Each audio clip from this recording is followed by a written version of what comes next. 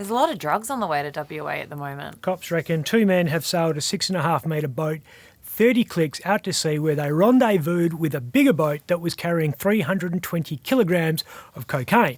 They allegedly ferry the drugs back to land, load them into a camper van, get pulled over by police and end up in bracelets. Seems to be a popular method. Crooks have been smuggling contraband this way since ships had sails. We just put a crew in jail for sailing an industrial amount of meth, coke and MDMA from Madagascar to Geraldton. A drug mule recently drowned off Newcastle trying to recover $20 million worth of coke from a ship coming into port, and so on and so on.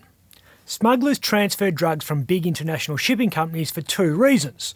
First, it's a far more comfortable way of getting dope into Australia than shoving a dozen condoms full of blow up your ass. I have to sneeze. If you sneeze, it is very important that you clench at the same time.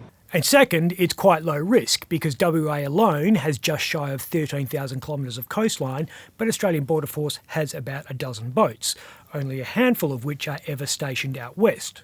So you have to be very unlucky for seaborne law enforcement to stumble across you randomly. Nothing moves out there within 1,000 kilometres that Jeff doesn't hear about. Heard any good jokes lately?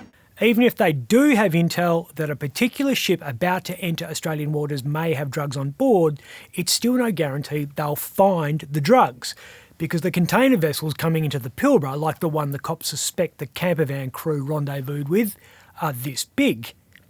The iron ore carriers that come and go from ports in WA's northwest are 300 metres long, 50 metres wide, and can carry up to 260,000 tonnes.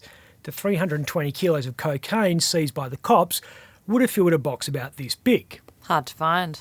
It's something that the new-ish head of the Australian Federal Police in WA is acutely aware of. Bryce Scanlon is Assistant Commissioner, Western Command for the AFP. He looks like a cop. He was born a cop. His first words were the Miranda rights. You got the right to an attorney. If you can't afford an attorney, we will provide you with the dumbest lawyer on earth. He's always looked like a cop. This is him in about 2000. Jesus, didn't that guy ever have hair? As head of the AFP in WA, it's Price's job to find the drugs in the source countries before they get shipped into our waters. Tough job. Bryce Scanlon loves hunting drug dealers. Australian federal police officers have a bad rap with the local cops because they don't do the same amount of time on the street. It's a bit like the FBI city cop friction you see in movies. I'm Dwayne Robinson, LAPD. I'm in charge here. Not anymore. They're seen as shiny bums that get fast-tracked into detective work without doing the hard yards, getting spat on walking the beat in Northbridge. Scanlon did all that. He was with WA Police for 30 years before he took the gig with the feds. His career really took off when he was with the WA Police Drug Squad, and then officer in charge of the Fremantle Tactical Investigation Group. What does a tactical investigation group do? Have you seen American Gangster? No. The Wire? Yes. Okay. Major crimes. Shit. So Price Scanlon's unit was like Jimmy McNulty's team in The Wire. They do stuff like this.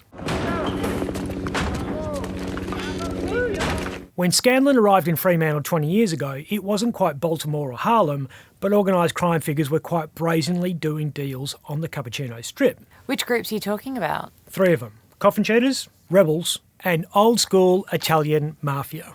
Just when I thought I was out, they pulled me back in. Mafia. Here. It was a thing, and it's still a thing. Scanlon and his team decided they'd take down some of the true godfathers of Western Australian crime based in Fremantle. They literally put a bunch of names on a board, started from scratch, and started hunting. First up was the Rebels. They'd pretty much taken over Metropolis nightclub and had turned it into a quasi-gang clubhouse.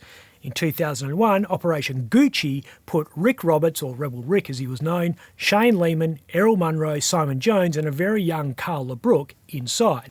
A year later, Operation Vendetta saw gangsters Dominic Urbano and Santo Montagna put away, while Operation Kiwi targeted Paolo Sinagra Brisca and Courier Mario Noto. Result?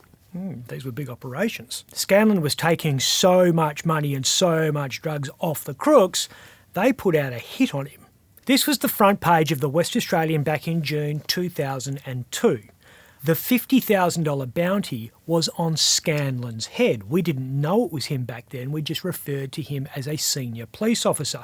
It took 2 decades for him to talk about what actually happened. The Italians were so furious at constantly getting pulled over and searched, they decided to get rid of the problem. Scanlon's at home one night in 2002 when the major crime squad knock on his door and say he's got to get out of the house because not only is there a bounty on his head, but someone had taken on the contract to kill him. That's hardcore. They didn't get him, of course. He's still hunting. I'm Ben Harvey. For more update, click the subscribe button below.